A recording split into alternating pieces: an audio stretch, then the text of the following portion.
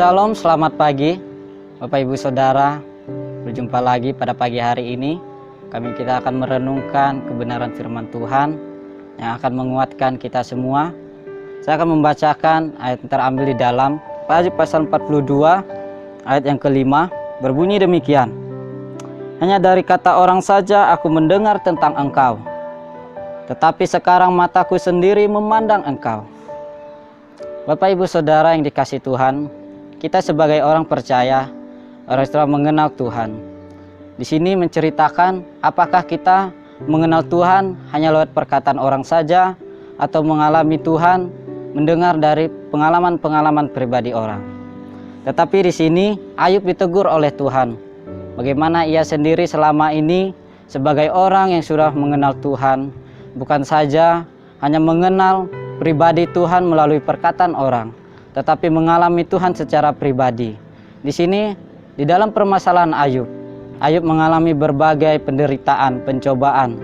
Tetapi ketika Ayub berkeluh kesah kepada Tuhan, di mana ia bertanya jawab kepada Tuhan, dan di sini ia baru menyadari bahwa teguran Tuhan menyatakan, lebih baik kita mengalami pribadi bersama Tuhan, asalkan kita menjadi percaya pribadi yang mengalami bersama Tuhan. Kalau kita hanya mendengar teori, kita hanya mendengar dari orang saja, mungkin kita hanya mendengar sekilas tentang Tuhan bagaimana, Tuhan yang bagaimana.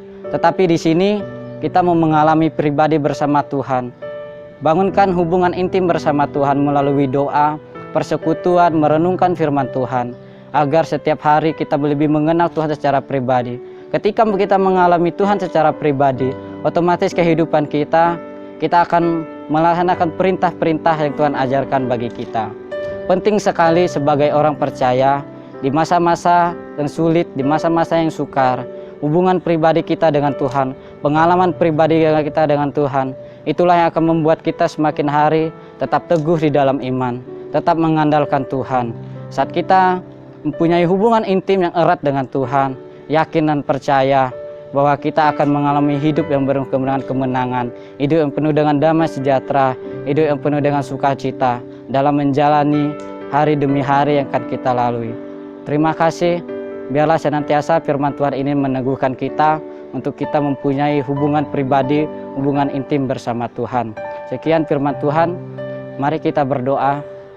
Terpujilah nama-Mu Tuhan, kami mengucap syukur untuk kebenaran firman-Mu yang akan kami renungkan ini Tuhan. Biarlah di dalam kehidupan kami sebagai orang percaya, kami percaya bukan hanya dari perkataan orang, tetapi kami mempunyai hubungan pribadi, pengalaman pribadi bersama Tuhan.